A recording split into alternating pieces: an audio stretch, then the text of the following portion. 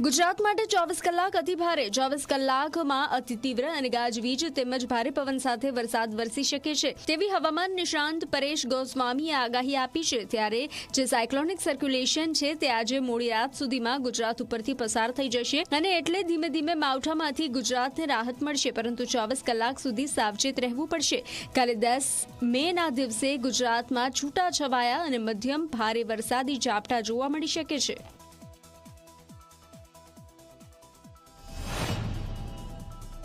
આજે પણ ગુજરાતની અંદર તીવ્ર થંડરસ્ટોર્મ એક્ટિવિટી થવાની શક્યતાઓ છે। 8 તારીખે મોડી રાત સુધીમાં, જેમાં ખાસ કરીને સૌરાષ્ટ્રના ભાવનગર, બોટાદ, અમરેલી, ગીર સોમનાથ, જૂનાગઢ, રાજકોટ અને સુરેન્દ્રનગર વિસ્તારો છે એની અંદર હજુ પણ આજે 24 કલાક દરમિયાન આપણે તીવ્ર થંડરસ્ટોર્મ એક્ટિવિટી થાય, ગાજવીજ અને પવન સાથે ભારે વરસાદ થાય તેવી શક્યતાઓ છે। અમદાવાદ, ગાંધીનગર એ સાથે આણંદ, નડિયાદ અને વડોદરા જિલ્લો છે, આ તમામ વિસ્તારોની અંદર પણ આવનારા 24 કલાક માટે હજુ પણ ગાજવીજ અને પવન સાથે વરસાદો પડી